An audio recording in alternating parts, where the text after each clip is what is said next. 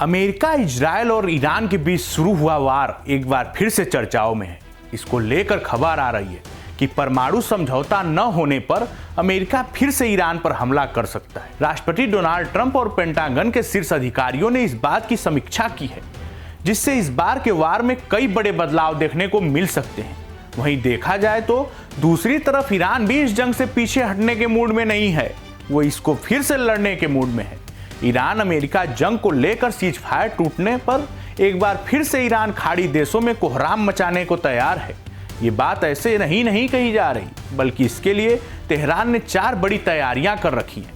Iran संसद के speaker MB Ghalib का कहना है कि अगर अब हमला होता है तो ईरान खाड़ी को बर्बाद कर देगा। संसद में बयान देते हुए गालिब ने कहा कि हम अहम समझौते के लिए तैयार हैं, लेकिन हम पर कोई समझौता थोपा नहीं जा सकता है। ईरान और अमेरिका के बीच फरवरी के आखिर में युद्ध की शुरुआत हुई थी। 37 दिनों के युद्ध के बाद दोनों ने सीज फायर की घोषणा की थी।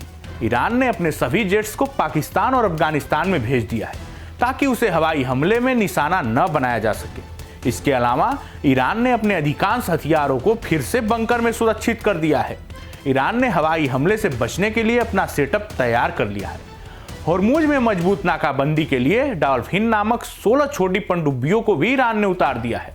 ईरान यहां पर अमेरिका को सफल नहीं होने देना चाहता है। ईरान को पता है कि अगर होर्मुज पर अमेरिका या उसके सहयोगियों का कंट्रोल हो जाता है तो उसकी स्थिति और खराब हो जाएगी।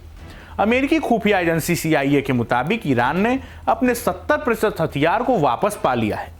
सीज फायर का फायदा उठाकर ईरान ने रूस और चीन में जमकर हथियार मंगवाए हैं। ईरान ने अपना रडार सिस्टम को भी ठीक कर लिया है। ईरान के पास बैलिस्टिक मिसाइलों का जखीरा भी है। ईरान ने रसद और ईंधन का भी स्टोरेज जमा कर लिया है। उसे रूस और अन्य देशों से सीज फायर के दौरान खूब मदद मिली है। ईरान लंबे युद्ध की तैयारी में है। उसे पता है कि जब तक युद्ध को लंबा खींचा जाएगा तब तक उसका पल्ला भारी रहेगा, क्योंकि युद्ध के लंबा खींचने से वैश्विक और आंतरिक स्तर पर अमेरिका का समर्थन कमजोर होगा। इस बार ईरान के निशाने पर संयुक्त अरब अमीरात, कुवैत और बहरीन है। तीनों ही देशों को अमेरिका और इजराइल का करीबी माना जाता है। तेहरान के मुताबिक UAE जंग में इजराइल की प्रॉक्सी बन गया है। उसे सबक सिखाने की जरूरत है। पिछली बार जंग के 37 दिनों के दौरान ईरान ने UAE पर 2000 से ज्यादा हमले किए थे। इस पूरे मामले को लेकर ये बात तो बिल्कुल साफ होती दिख रही है कि अगर ये युद्ध हुआ तो ईरान पीछे नहीं हटेगा और जमकर कहर बर पाएगा। इस जानकारी में फिलहाल इतना ही। ऐसे ही तमाम खबरों के लिए देखते रहिए भारत एक्सप्रेस।